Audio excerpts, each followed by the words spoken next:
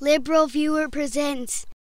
So with all the bias I've shown on Fox News with the nearly 190 items on my Fox News bias playlist, it's always amusing to see Fox News anchors accuse others of bias, especially when it comes to the partisan spinmeisters at Fox & Friends, where Spinmeister-in-Chief Steve Doocy, in an interview with the five sons of Mitt Romney, went beyond the usual claims of bias in other news media to make the accusation you can see here. You watch all those Comedy Central shows, they're in the tank for Barack Obama. Comedy Central in the tank for Barack Obama?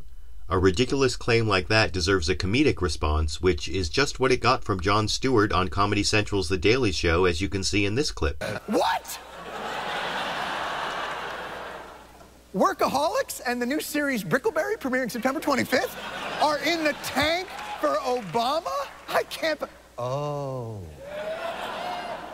Colbert.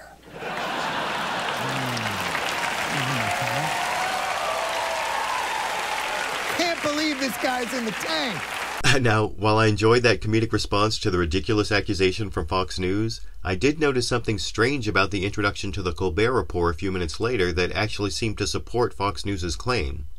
That Colbert Report began with a parody of the scrolling text introductions from the Star Wars movies, and in this version, Obama is the Dark Lord Obama, and Mitt Romney is the leader of the Freedom Fighters, which is why it seems so strange that the ending animation completely switched those roles, as you can see here.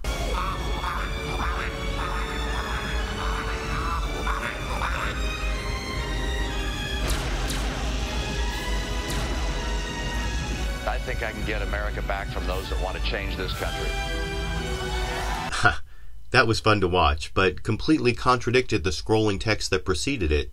And while it may seem to show Colbert is in the tank for Obama, in fact, picturing Romney as the villainous imperial officer is more a reflection of the political spectrum itself, because the right side of the political spectrum, by definition, is about preserving the status quo, protecting the established order, and sticking to traditional dogma.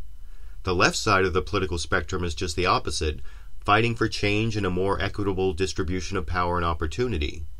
And to see who's for the old order and who's for change in this election, just remember what Mitt Romney said in that animation was, I think I can get America back from those that want to change this country. So those clearly aren't the words of a rebel, because even though Mitt Romney's the challenger, he's the challenger from the right against change and for a return to tradition. And that same dynamic may explain why some might see political bias from Comedy Central.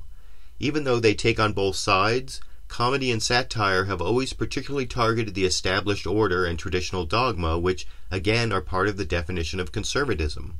So that's not political bias, it's just the nature of comedy, I think, but I want to know what you think. Is Comedy Central really in the tank for Barack Obama and the left? Or, as I argued, are the support for the established order and traditional dogma that characterize the right just more naturally the targets of comedy and satire? I YouTube, you decide.